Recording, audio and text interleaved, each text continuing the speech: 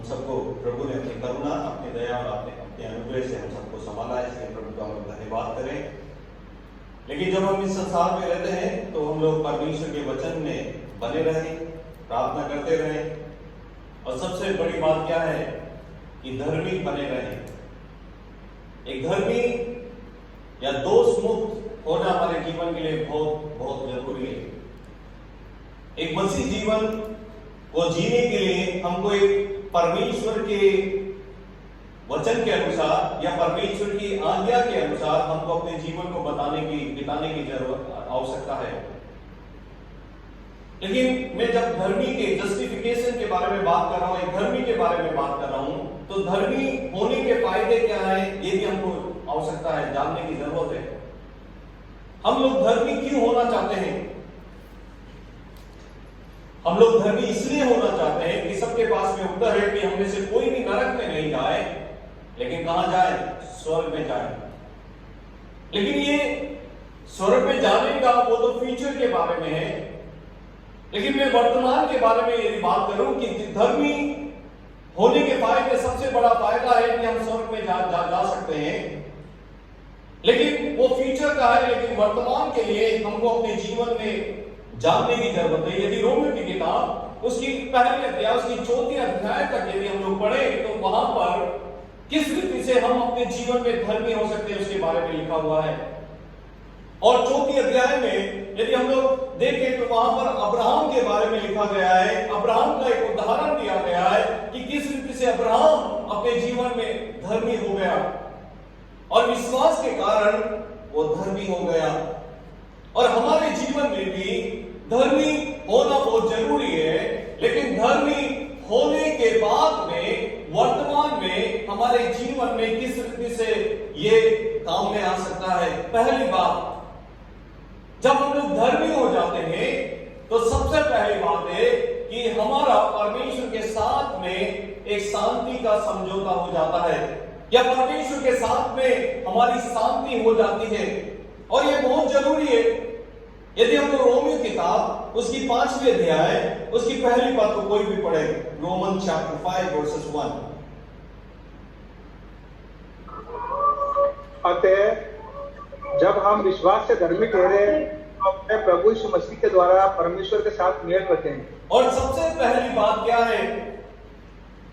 हम मेल तब तक नहीं रख सकते जब तक हम लोग धर्मी नहीं हो जाते, क्योंकि पहले भी मैंने आपको बहुत बार बताया कि परमेश्वर पवित्र और पवित्र और पवित्र परमेश्वर है। और उस पवित्र परमेश्वर के साथ में यदि हमको मेल रखना है तो सबसे पहली बात क्या है कि हमको धर्मी होना जरूरी है। और धर्मी होने के बाद में हम परमेश्वर के साथ में शांति को बना के रख सकते हैं। और बाइबल में ये शांति के बारे में अलग अलग तरह की बातें लिखी गई है, बहुत सारी बातें लिखी है। संसार की शांति और अलग अलग रीति की शांति के बारे में वचन में लिखा गया है। लेकिन सबसे बड़ी शांति हमारे जीवन में जो दे सकता है वो है प्रिंस ऑफ पीस। वो क्या, कौन है? शांति का राजकुमार है। यदि हम लोग यूहन्ना रचित सुसमाचार, आज हम लोग बहुत वचन में से ज्यादा पढ़ेंगे, यूहन्ना रचित सुसमाचार उसकी 4वीं अध्याय उसकी 27, जॉन चैप्टर 14 वर्सेस 27, यूहन्ना 14 उसकी 27वीं पद कोई भी पढ़ सकते हैं प्लीज। मैं तुम्हें शांति दिए जाता हूँ, अपनी शांति तुम्हें देता हूँ। जैसे संसार देता है मैं तुम्हें नहीं देता। तुम्हारा मन व्याकुल न हो और न डरे। और इसमें लिखा गया है कि एक शांति आज हमारे जीवन में हमारा पड़ोसी भी हमको देता है, हमारे परिवार भी हमको देते हैं। जब हम लोग दुखित हो जाते हैं, जब परेशान हो जाते हैं, जब हम लोग उदास हो जाते हैं, तो हमको कोई ना कोई शांति देने वाला हमारे साथ में खड़ा रहता है।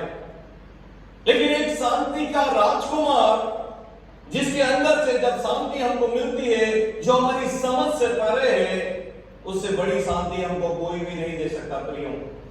लेकिन शांति हमको अपने जीवन में कब वो शांति का राजकुमार हमको शांति देगा? जब हम लोग धर्मी होंगे, जब हम लोग दोष मुक्त होंगे, जब हम लोग अपने जीवन को परमेश्वर के हाथों में समर्पित करेंगे। और वो एक ऐसी शांति देगा जो हमारी समझ से परे। वचन में लिखा गया है कि मैं तुम्हें शांति दिए जाता हूं, अपनी शांति तुम्हें देता हूं, जैसे संसार तुम्हें नहीं दे सकता। इस संसार के कोई भी लोग हमको दे नहीं सकते। और पिछले हफ्ते में कह रहा था यशायाह नबी की किताब में, उसमें लिखा गया है कि क्या एक मां अपने बच्चे को, अपने दूध पीते बच्चे को भूल सकती है क्या? बहुत मुश्किल है, लेकिन उसके बावजूद भी वो भूल जाएगी। लेकिन परमेश्वर का वचन कहता है कि मैं तुम्हें कभी नहीं भूलूंगा, और तुम्हारे दृश्य को, तुम्हारी पिक्चर को मैंने अपनी हथेली में खोद के बना लिया है।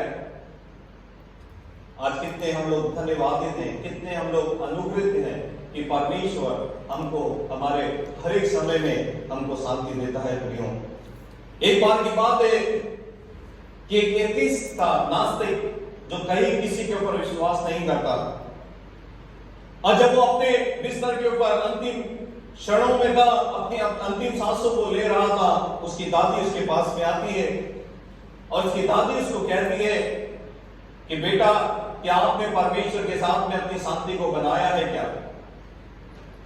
वो बेटा अंतिम सांसों को गिनता रहता है। वो कहता है कि मैंने कब परमेश्वर से लड़ाई की कि मैं परमेश्वर से शांति बनाऊंगा। आज समझ रहे होंगे मेरी बात को। आज हमारे, यदि हम परमेश्वर के साथ में हमारी शांति नहीं बनी हुई है, तो मैं साफ शब्दों में कहना चाहता हूं कि हम परमेश्वर के सबसे बड़े शत्रु हैं। और मैं नहीं कहता, लेकिन परमेश्वर का वचन कहता है, और उसके बारे में हम लोग देखेंगे मत्ती रचित सुसमाचार उसकी 12वीं अध्याय उसकी 30वीं पद, मैथ्यू चैप्टर 12 वर्सेस 30। कोई भी निकाले प्लीज, और कोई यूहन्ना 8 का 44। जो मेरे साथ नहीं वह मेरे विरोध में है, और जो मेरे साथ नहीं बटोरता वह बिखेरता है। वो क्या लिखा गया है कि परमेश्वर का वचन कहता है कि जो मेरे साथ में नहीं वो मेरे विरोध में है। आज हमको समझने की जरूरत है कि हम किसके साथ में हैं। आज हमको समझने की जरूरत है कि क्या हम परमेश्वर के साथ में हैं, क्या परमेश्वर की शांति, प्रभु यीशु मसीह की शांति क्या हमारे साथ में बनी रहती है? क्या वो शांति का राजकुमार आज हमारे दिल में बसा हुआ है क्या? वो तभी बसेगा, वो तभी उसकी शांति मेरे जीवन में आएगी, हमारे जीवन में आएगी, जब हम लोग धर्मी हो जाएंगे। और यूहन्ना रचित सुसमाचार उसकी 8 का 44 क्या कहता है? John chapter 8 versus 44। तुम अपने पिता शैतान से हो और अपने पिता की लालसाओं को पूरा करना चाहते हो।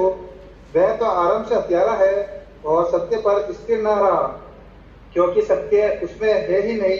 जब वह झूठ बोलता तो अपने स्वभाव ही से बोलता है, क्योंकि वह झूठा है, वरन झूठ का पिता है।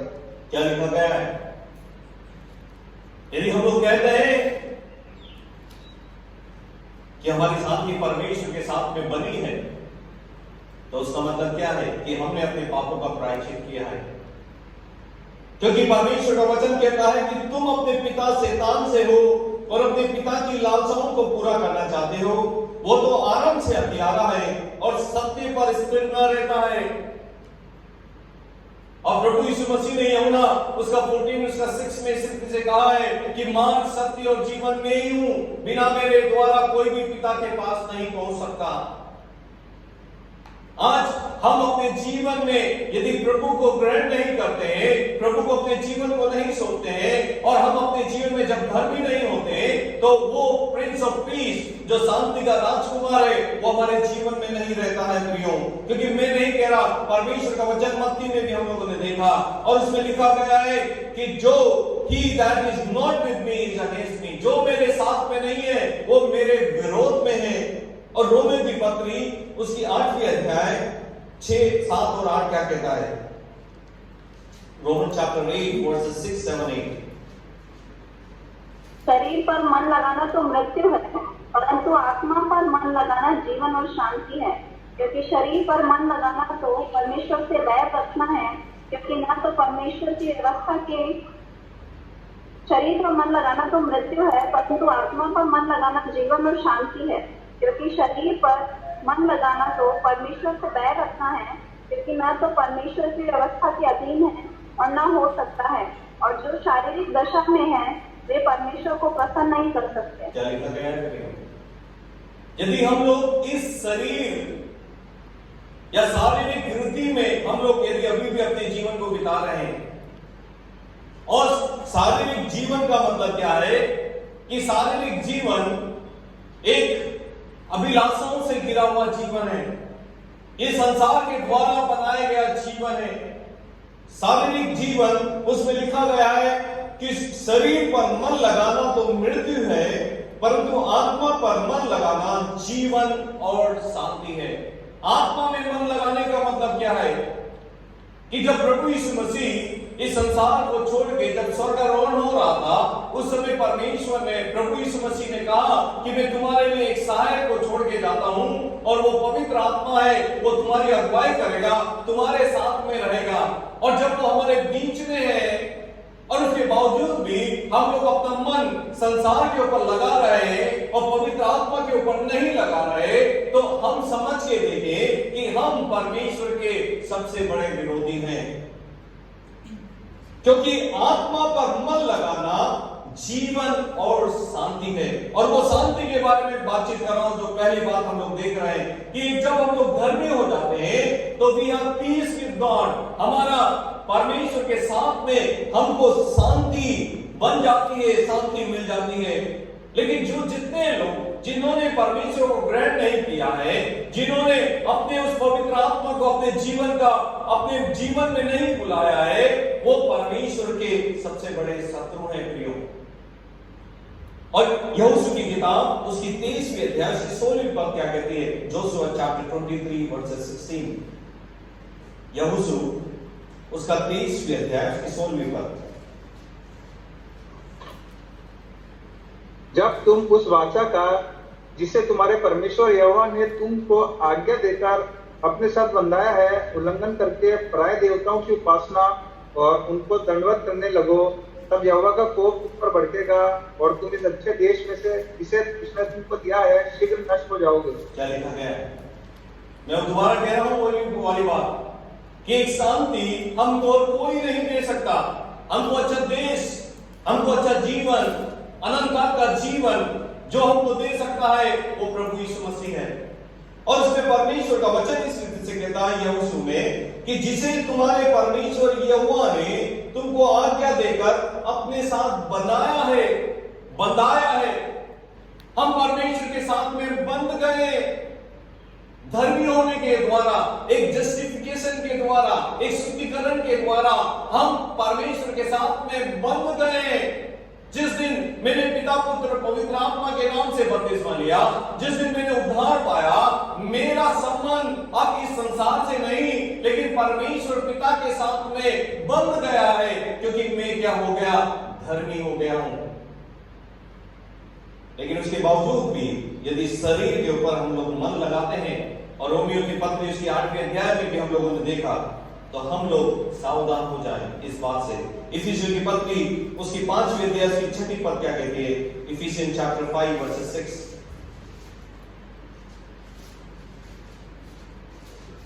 कोई तुम्हें व्यर्थ बातों से धोखा न दे, क्योंकि इन ही के कामों के कारण परमेश्वर का क्रोध आज्ञा न मानने वालों पर भड़कता है। क्या लिखा गया? कोई तुम्हें व्यर्थ बातों से धोखा न दे। व्यर्थ बातें क्या है? ऐसा नहीं होगा, कल पढ़ लेना, कल प्रार्थना कर लेना, कोई बात नहीं वो कर लेना, बहुत सारी व्यर्थ बातें हैं। लेकिन परमेश्वर का वचन साफ कहता है कि यदि हम अपने जीवन को हम परमेश्वर के हाथों में नहीं सौंपते हैं, यदि हम परमेश्वर के ऊपर विश्वास नहीं करते हैं, तो यूहन्ना 3:16 में लिखा गया है कि हम लोग क्या हो जाते हैं? नाश हो जाते हैं। हम लोग परमेश्वर के बड़े शत्रु हो जाते हैं। जब तक हम लोग अपने जीवन को धर्मी नहीं बनाएंगे, जब तक हम अपने जीवन को दोष मुक्त नहीं बनाएंगे, तो हमारा जीवन कभी भी परमेश्वर के साथ में एक शांति को बनाने वाला संबंध नहीं रखेगा। प्रियो, मैंने आपको पहले बताया शुरुआत में कि एक धर्मी होने का सबसे बढ़िया क्या है, उसका फायदा क्या है कि हमको स्वर्ग में जाने का मौका मिलेगा। वो तो भविष्य के बारे में, लेकिन प्रेजेंट में आज मैं जब बातचीत कर रहा हूं कि हमको मौका मिलता है काय के लिए कि हम परमेश्वर के साथ में क्या करें, शांति को बनाएं। रोमियो की पत्री इसकी 5वीं अध्याय उसकी पहली पद को दोबारा हम लोग पढ़ें। रोमियो 5 उसका पहली पद। विश्वास से धर्मी ठहरे तो अपने प्रभु यीशु मसीह के द्वारा परमेश्वर के साथ मेल रखें। अब सबसे बड़ी बात क्या है कि जब हम इस संसार में हम लोगों ने पैदा हुआ है, हम पैदा हुए हैं और इस संसार में जब हम अपने जीवन को बिताते हैं, जब हम अपने जीवन में परमेश्वर को ग्रहण नहीं करते या हम लोग धर्मी होना चाहते हैं, तो हम किस रीति से अपने जीवन में धर्मी हो सकते हैं? कौन हमको परमेश्वर के साथ में क्या करेगा? हमको मीडिएटर या बिचवाई का कारण होगा हमारे और परमेश्वर के बीच में एक शांति के रूप में खड़े होने के लिए। 5वीं पद में साफ लिखा गया है कि प्रभु यीशु मसीह के द्वारा, उसमें लिखा है अतः जब हम विश्वास से धर्मी ठहरे, हमने प्रभु के ऊपर विश्वास किया। यूहन्ना 3:16 में लिखा गया है कि जो कोई इसके ऊपर विश्वास करेगा वह नाश नहीं होगा परंतु अनंत काल का जीवन पाएगा। और विश्वास के द्वारा हम लोग धर्मी ठहरे। और वो रोमियो 4 में अब्राहम के बारे में लिखा गया है कि किस रीति से वो धर्मी ठहरा, विश्वास के द्वारा। लेकिन उसके बाद में क्या लिखा गया है? तो अपने प्रभु यीशु मसीह के द्वारा परमेश्वर के साथ में क्या करें? मेल करें। हम विश्वास के द्वारा, प्रभु के ऊपर विश्वास करने के द्वारा हम लोग धर्मी तो ठहरे, लेकिन हमारा मेल मिला पिता के साथ में, परमेश्वर के साथ में तभी हो सकता है इसके द्वारा, प्रभु यीशु मसीह के द्वारा। और पहला तीमुथियुस उसकी 2री अध्याय उसका 5 और 6 भी क्या बताता है? पहला तीमुथियुस 2री अध्याय उसका 5 और 6। क्योंकि परमेश्वर एक ही है और परमेश्वर और मनुष्यों के बीच में भी एक ही बिचवाई है, अर्थात मसीह यीशु जो मनुष्य है, जिसने अपने आप को सबके छुटकारे के दाम में दे दिया और उसकी गवाही ठीक समय पर दी गई।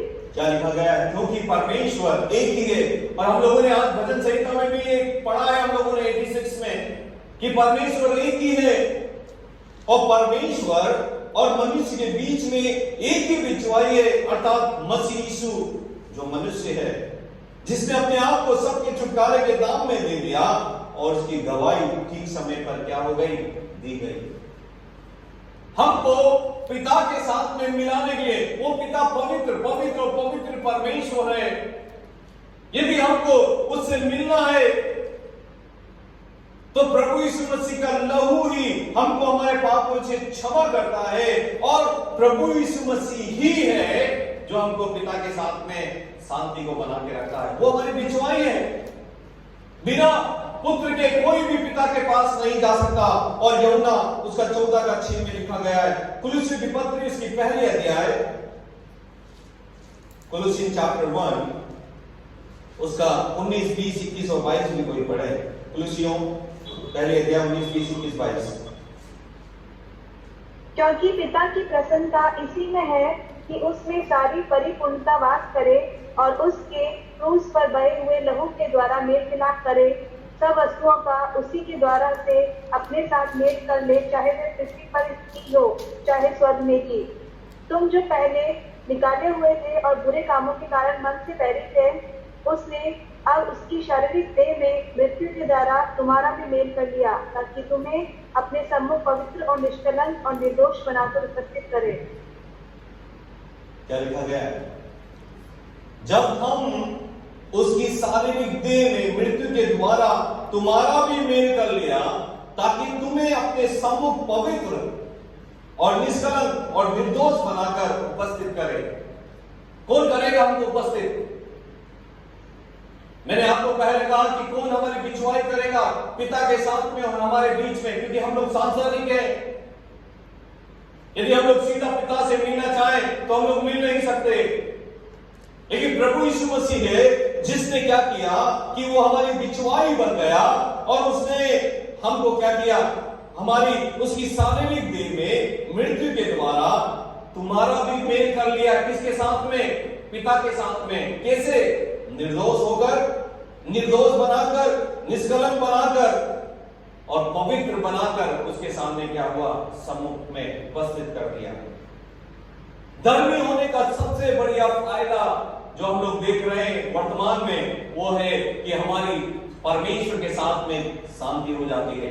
और वो शांति कुछ समय के लिए नहीं है। आजकल की जो शांति होती है हमारे जीवन में कुछ समय के लिए होती है, लेकिन उसके बाद में हम लोग परेशान हो जाते हैं, हताश होने लग जाते हैं, विचलित होने लग जाते हैं। लेकिन परमेश्वर जो शांति देता है वो हमारी समझ से परे है। वो कुछ समय के लिए नहीं होती, लेकिन अनंत काल के लिए होती है। इब्रानियों उसका 7:25 क्या कहता है? Hebrews chapter 7 verses 25। इब्रानियों 7:25। इसलिए जो उसके द्वारा परमेश्वर के पास आते हैं वह उनका पूरा पूरा उद्धार कर सकता है, क्योंकि वह उनके लिए विनती करने को सर्वदा जीवित है। क्या लिखा गया? कौन विनती करता है हमारे लिए? इसीलिए जो उसके द्वारा परमेश्वर के पास आते हैं, किसके द्वारा? प्रभु यीशु मसीह के द्वारा। और प्रभु यीशु मसीह हमारी बिचवाई करता है। मैं बार बार आपको कह रहा हूं, मीडिएटर के रूप में उसके द्वारा ही हम परमेश्वर के पास में आते हैं। वो उनको पूरा पूरा उद्धार कर सकता है, क्योंकि वो उनके लिए विनती करने को सर्वदा जीवित है। वो आज अपने पिता के दाहिने तरफ बैठकर आपके लिए और मेरे लिए क्या कर रहा है? विनती कर रहा है। प्रियो, यूहन्ना उसका 14 में लिखा गया है, तुम्हारा मन व्याकुल न हो। और उसके आगे के पदों में लिखा गया है कि मैं तुम्हारे लिए एक जगह तैयार करने को जाता हूं, क्योंकि जहां मैं रहूं वहां तुम भी रहो। लेकिन कौन जो अपने जीवन को धर्मी बनाता है इस संसार में रहते हुए, जो अपने जीवन को दोष मुक्त बनाता है, जिसकी सबसे बड़ी बात क्या है? धर्मी होने का जो पहली बात हम लोग देख रहे हैं कि पिता के साथ में हमारी शांति बन जाती है। दूसरी बात हम लोग देखें, पहली बात तो हम लोगों ने देखा पीस विद गॉड, पिता के साथ में, परमेश्वर के साथ में शांति, जब धर्मी होने के कारण। दूसरी बात क्या है? जब हम लोग धर्मी हो जाते हैं, तो वर्तमान की बात कर रहा हूं मैं, जब हम लोग धर्मी हो जाते हैं तो हमारा एक्सेस हो जाता है। एक्सेस मतलब क्या है? हमारी पहुंच हो जाती है। उदाहरण के लिए, क्या आपने कभी भी हमारे देश के प्राइम मिनिस्टर को फोन करके देखा है क्या? यदि हम लोग करने की भी कोशिश करें हमारे प्रेसिडेंट या प्राइम मिनिस्टर को, तो हमारा फोन लगेगा नहीं उनको। उसका कारण क्या है?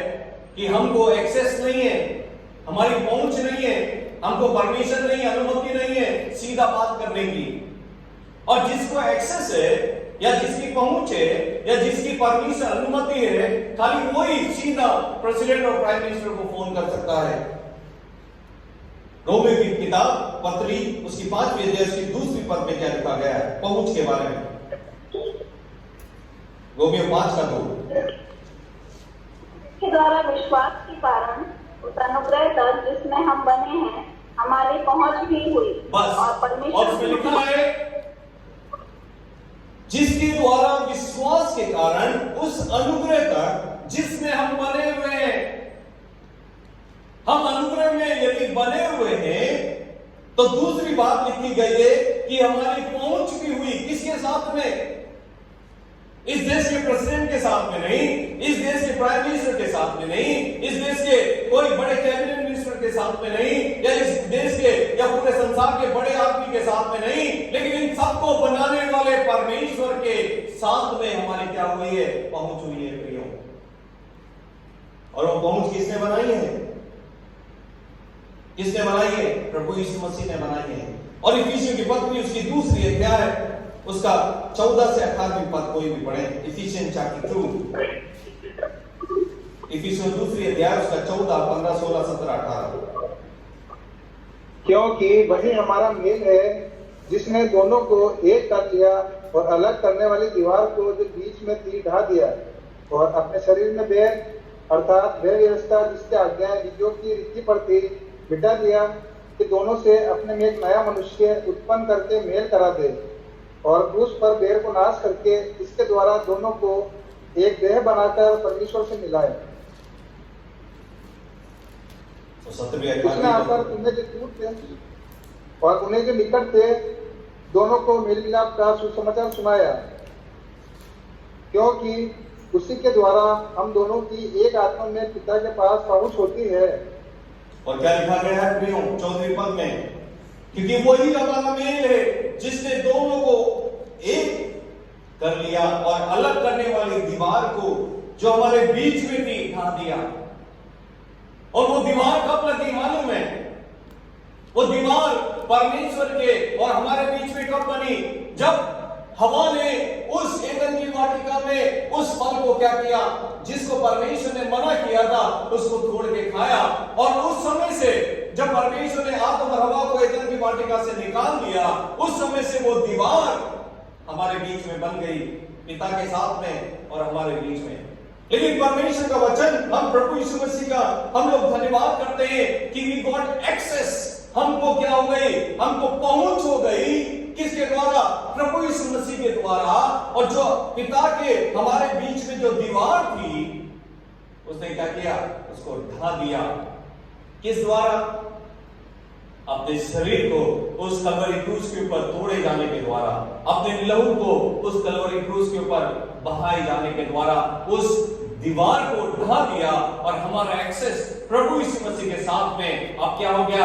हमको अनुमति की जरूरत नहीं, क्योंकि प्रभु यीशु मसीह को हमको फोन करना है, प्रभु यीशु मसीह को अपने जीवन में रखना है। यदि पिता के पास में हमको पहुंचना है, यदि अनंत काल का जीवन हमको प्राप्त करना है, तो मैंने दूसरी बात में कह रहा हूं कि हमको क्यों धर्मी होना जरूरी है, क्यों पवित्र होना जरूरी है? उसके द्वारा कि हमारी पहुंच प्रभु यीशु मसीह तक होती है, और प्रभु यीशु मसीह के साथ द्वारा क्या हो जाती है? पिता के साथ में होती है। इफिसियों की पत्री वहीं पर हम लोग देखें, तीसरी अध्याय से 11-12 में क्या कहती है? Ephesians chapter 3 versus 11 and 12।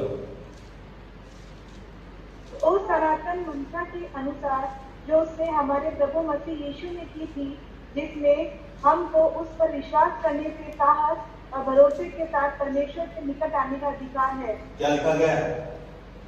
हम लोगों को अधिकार दे दिया, हम लोगों को साहस दे दिया। किसके पास में आने के लिए? है परमेश्वर के निकट आने के लिए। किसके द्वारा? प्रभु यीशु मसीह के द्वारा। एक बार की बात है, ये सच्ची घटना है। एक छोटा सा बच्चा अपने माँ बाप के साथ में बकिंघम पैलेस जो लंदन में है, वो जाता है वहां पर इंग्लैंड में, और वहां पर जाता है। वो महल के चारों तरफ उसकी मम्मी पापा उसको दिखाना चालू करते हैं। वो रोता है मम्मी से कि मैं महारानी से मिलना चाहता हूं, मैं क्या या तो हम लोग मैं राजा से मिलना चाहता हूं इस पूरे उसका। तो उसकी मम्मी समझाती है कि बेटा हम लोग मिल नहीं सकते, क्योंकि हम लोग छोटे लोग हैं, जिसके पास में अनुमति है, जो बड़े लोग हैं, वही खाली राजा से मिल सकते हैं। वो बेटा होता है, नहीं मम्मी मैं तो मिलूंगा, मैं राजा को देखना चाहता हूं कि कौन इतने बड़े पैलेस का या इतने बड़े महल का राजा है। वो बीच में अपनी मम्मी का धीरे से उंगली को छोड़ देता है और धीरे से गायब हो जाता है। मम्मी पापा ढूंढते हैं, बेटा कहां गया, बेटा कहां गया। लेकिन वो बेटा भीड़ के बीच में से निकल के जो मेन दरवाजा होता है, जिसमें वहां से जिसको किसी को जाने की अनुमति नहीं होती, वहां पर जाकर अपने दोनों हाथों को जोड़ता है और वहां के गेट कीपर को कहता है कि मुझको प्लीज आप मुझको राजा से मिला दो।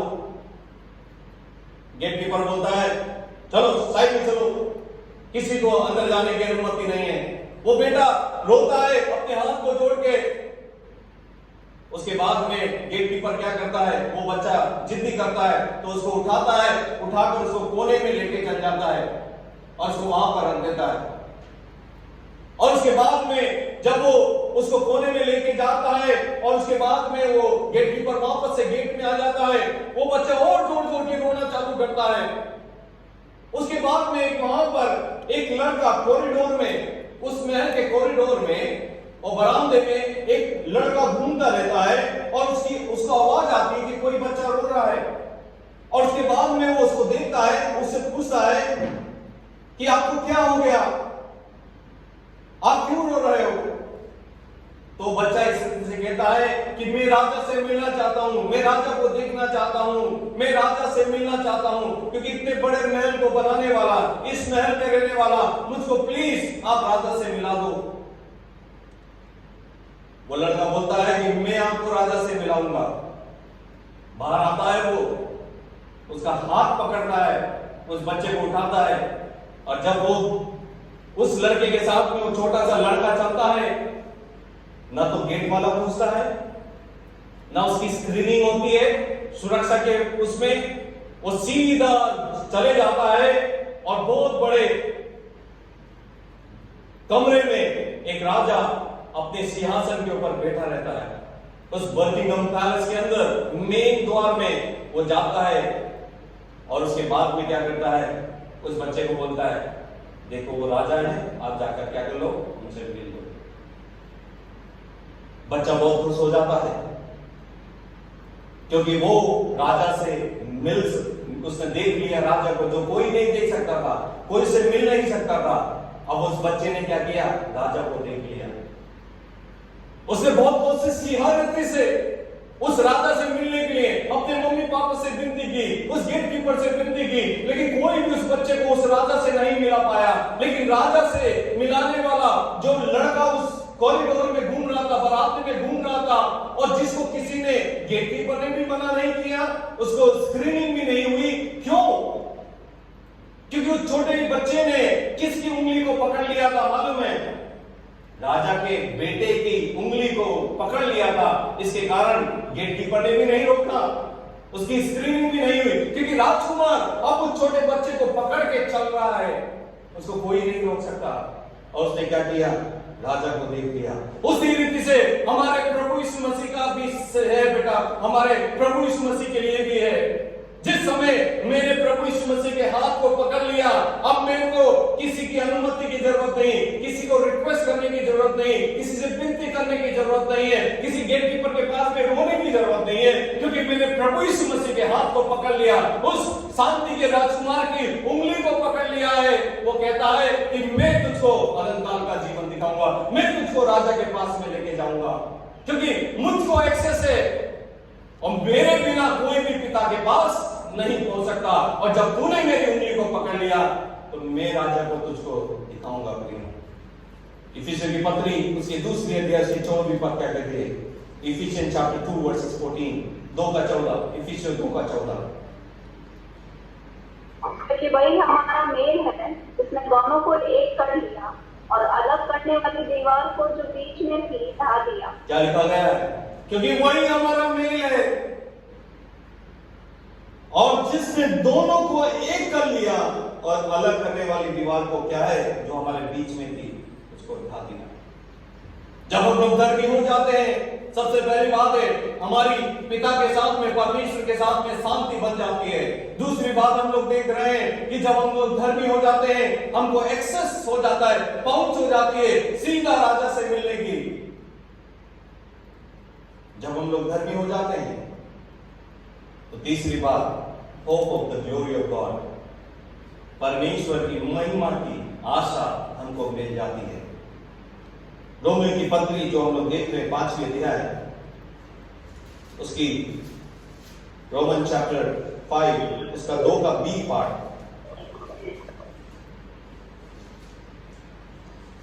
रोमियो 5 उसका दूसरी अध्याय। हमारी पहुंच भी हुई और परमेश्वर की महिमा की आशा पर घमंड करें। क्या लिखा गया है? परमेश्वर की महिमा की आशा हमको मिल जाती है। जब हम लोग धर्मी हो जाते हैं, परमेश्वर के साथ में हमारी शांति हो जाती है। जब हम लोग धर्मी हो जाते हैं, हमको पहुंच हो जाती है हमारी। जब हम लोग धर्मी हो जाते हैं, परमेश्वर की महिमा की आशा पर हमको मिल जाती है। एक मनुष्य बिना खाने के कुछ समय तक जीवित रह सकता है, एक मनुष्य बिना पानी के कुछ समय तक जीवित रह सकता है, लेकिन बिना आशा के वो कुछ घंटों तक ही जीवित रहता है। आज के हम लोग खाने पीने के पीछे दौड़ रहे हैं, या उस धन्य आशा के पीछे दौड़ रहे हैं कि एक दिन मेरा प्रभु आएगा और मुझको अपने साथ में लेके जाएगा। तीतुस की पत्री इसकी दूसरी अध्याय की 13वीं पद क्या कहती है? टाइटल चैप्टर 2 वर्स 13, तीतुस दूसरी अध्याय उसका 13वीं पद। पर अब मसीह यीशु में तुम जो पहले दूर थे, मसीह के लहू के द्वारा निकट हो गए हो। क्या लिखा गया है? 2:13, तीतुस 2:13। उस धन्य आशा की अर्थात अपने महान परमेश्वर और उद्धारकर्ता यीशु मसीह की महिमा के प्रकट होने की बात जोते रहे। क्या लिखा गया है? मैंने पहले भी कहा आपको कि आज हम लोग रोटी के लिए मेहनत कर रहे हैं, हम लोग पानी के लिए मेहनत कर रहे हैं, 2 वक्त की रोटी के लिए हम लोग सुबह से शाम तक संघर्ष को कर रहे हैं।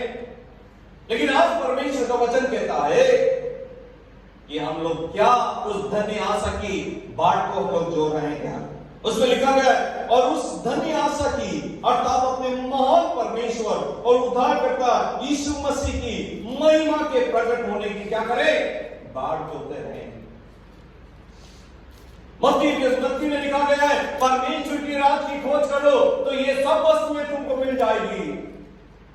हम लोग परमेश्वर के राज की खोज से ज्यादा हम लोग इस संसारिक चीजों में हम लोग खोज में लगे हुए हैं, इसके कारण वो भी नहीं मिल पा रहा और इस संसार की चीजें भी नहीं मिल पा रही।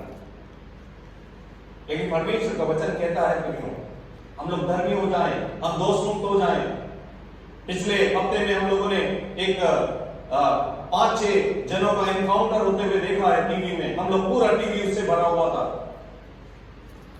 अरे आशा किसके ऊपर है?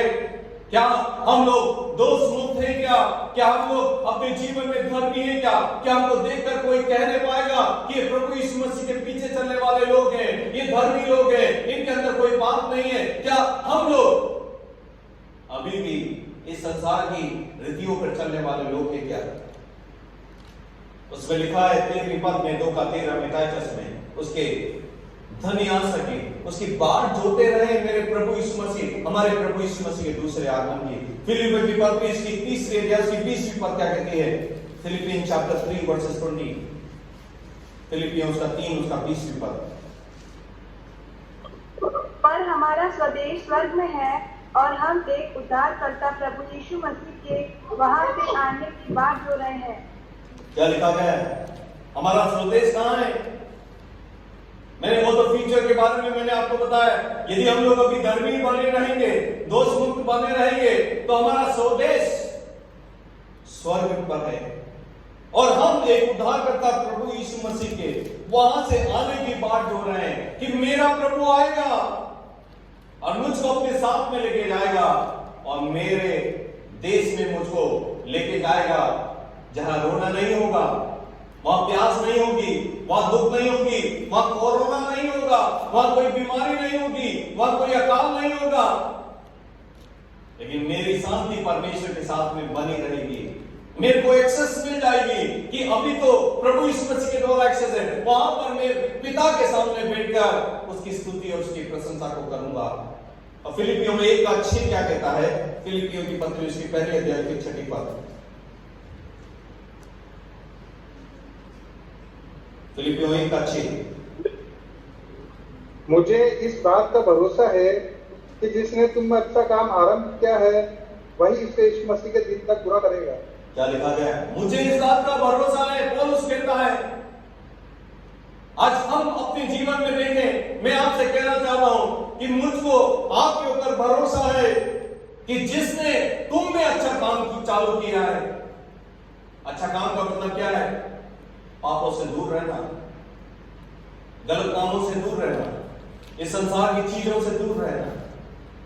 वचन में लिखा गया है कि जिसने तुम में अच्छा काम आरंभ किया है वही उसे यीशु मसीह के दिन तक, यीशु मसीह के दिन तक मतलब क्या है? जब वो आएगा उस दिन तक, मुझको साथ में जब वो लेके जाएगा उस दिन तक तुमको और मुझको संभाले रहेगा। प्रियो, क्या हम लोग परमेश्वर के प्रति विश्वास योग्य होने के लिए तैयार है? क्या बहुत सारी आयतें हैं, आप लिख लीजिए उसको। 1 यूहन्ना 2 अध्याय उसकी 19वीं पद में, दूसरा तीमुथियुस 1 अध्याय उसकी 12वीं पद, रोमियो 8 का 28, 29, 30, पहला यूहन्ना 3 अध्याय उसका 2 और 3 पद। लेकिन हम लोग पढ़ेंगे पहला तीमुथियुस 1 अध्याय उसकी 1 पद। पहला तीमुथियुस उसकी 1 अध्याय उसकी 1 पद। पौलुस की ओर से, जो हमारे उद्धारकर्ता परमेश्वर और हमारी आशा के आधार मसीह यीशु की आज्ञा से मसीह यीशु का प्रेरित है। क्या लिखा गया है? हमारे उद्धारकर्ता परमेश्वर और हमारी आशा के आधार मसीह यीशु की आज्ञा से मसीह यीशु का प्रेरित है। इसकी आज्ञा से, मसीह यीशु की आज्ञा से हम अपने जीवन को नया करते जाएंगे। आइए हम अपने सिरों को झुकाएं, अपनी आंखों को बंद करें। जब हम अपने जीवन को प्रभु के हाथों में समर्पित कर रहे हैं, क्या हम लोग आज धर्मी बनने के लिए तैयार हैं? क्या हम लोग दोष मुक्त होने के लिए तैयार हैं? मैंने आपको बताया 3 चीजों के बारे में कि जब हम लोग धर्मी हो जाते हैं, दोष मुक्त हो जाते हैं, हमको परमेश्वर के साथ में शांति मिल जाती है। जब हम लोग धर्मी हो जाते हैं, दोष मुक्त हो जाते हैं, हमको एक्सेस, हमारी पहुंच हो जाती है परमेश्वर पिता के पास में।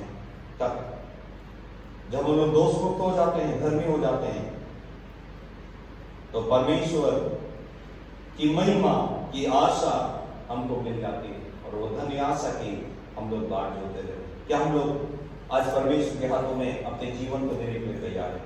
क्या हम लोग कहने के लिए तैयार है कि प्रभु मैं धर्मी होना चाहता हूं, प्रभु मैं दोष मुक्त होना चाहता हूं, प्रभु मैं मेरे पापों से मुझको मुक्त कर दे पिताजी। हम लोग क्या प्रभु यीशु मसीह से कहने के लिए तैयार है कि प्रभु मैं धन्यवाद करता हूं कि मेरे पापों के कारण तूने उस कलवरी क्रूस के ऊपर अपने शरीर को तोड़ दिया, अपने लहू को बहाया। आज मेरी मदद कर, मेरी सहायता कर, ताकि मैं तुझ में बना रहना चाहता हूं, क्योंकि जो तुझ में बना ले वही पिता को देख सकता है। तो मेरी मदद कर, तो मेरी सहायता कर। प्रभु जी हम आपका धन्यवाद देते हैं इस सुंदर समय के लिए। हम धन्यवाद देते हैं आपकी दया, आपकी करुणा और आपके अनुग्रह के लिए। हम धन्यवाद देते हैं प्रभु जी, आपने हमको एक मौका दिया है ताकि हम आपके चरणों पर आ सकें, आपको अपा पिता के घर पुकार सकें। इस संसार में रहते हुए धर्मी बनने के क्या फायदे हैं? हम लोगों ने देखा कि हमारी शांति आपके साथ में बन जाती है, हम लोगों को एक्सेस पहुंच हो जाती है प्रभु जी तेरे से बात करने की, प्रभु यीशु मसीह के द्वारा। और आपकी परमेश्वर की महिमा की आशा हमको मिल जाती है कि एक दिन पिताजी प्रभु आप आओगे और हमको अपने साथ में लेके जाओगे और पिता के साथ में हमारी संगति को बनाओगे। प्रभु हमें सहरे के साथ रह के अगुवाई, जब हम इस संसार में अपने जीवन को जीते हैं, हम एक शुद्ध होकर, एक पवित्र होकर, एक निष्कलंक होकर, एक निष्कपट होकर अपने जीवन को आगे बढ़ाकर ले जाने में हमारी मदद कर, हमारी सहायता कर। हम तुझ में बने रहे प्रभु, और आप हमें, और हम आने वाले दिनों में आपके लिए फल को लाने वाले हो जाएं। तुम्हारी मदद कर, तुम्हारी सहायता कर। हर एक आदर महिमा सब आपकी है। सब कुछ प्रभु यीशु मसीह के नाम से मांगते हैं, सुन और कबूल कर पिता, आमीन। परमेश्वर पिता का प्रेम, पुत्र का अनुग्रह और पवित्र आत्मा की सहभागिता हम सब के साथ अब से लेकर सदा तक होती रहे। आमीन। जय मसीह।